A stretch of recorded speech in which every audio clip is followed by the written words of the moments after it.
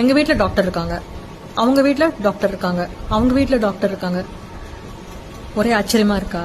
டாக்டர்னா படிச்சு பட்டம் வாங்கின டாக்டர்ஸ் கிடையாது.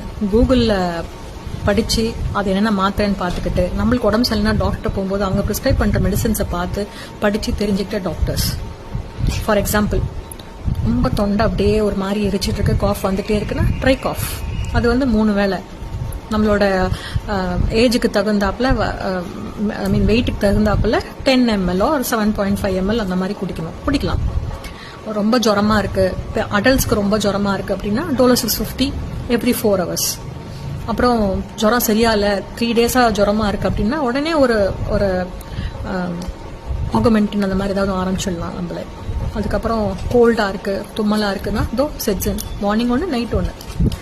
அப்புறம் ரொம்ப உடம்பு வலிக்குது அப்படின்னா ஒரு ஜெரடால் பி ஆர் ஐப்ரூஃபன், அதெல்லாம் சாப்பிட்றதுக்கு முன்னாடி பேண்டாசிட் 40 mg அது சாப்பிடலாம்.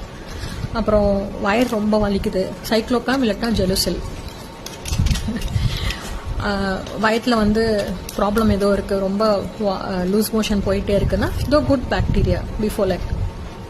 ஸோ இந்த மாதிரி நமக்கு நாமே டாக்டர்ஸ் ஆகிட்டோம் அப்படின்னா படித்து பட்டம் வாங்கின டாக்டர்ஸ் எல்லாம் யாருங்க? தயவு செய்து உங்களுக்கு நீங்களே ப்ரிஸ்கிரைப் பண்ணி சாப்பிட்டுட்டு உடம்ப வந்து கெடுத்துக்காதீங்க. ஒரு ஜுரமா இருக்குன்னா டக்குன்னு ஒரு ஜுர மாத்திரை போடலாமே தவிர அதே ஹேபிட் ஆகி எவ்ரி 4 hours போட்டுட்டு நம்ம உடம்ப நம்ம வந்து கெடுத்துக்கூடாது. தயவு செய்து ஒரு டாக்டர் பாருங்க, இதுக்குன்னே படிச்சுட்டு உட்காந்துருக்கிற டாக்டர் போய் பாருங்க. டாக்டர் சொல்ற மெடிசன்ஸை ப்ரிஸ்கிரைப் பண்ணி அவங்க ப்ரிஸ்கிரைப் பண்ணி கொடுக்குற மெடிசன்ஸை சாப்பிடுங்க. நீங்களா தயவு செய்து எந்த மெடிசன்ஸையும் சாப்பிடாதீங்க.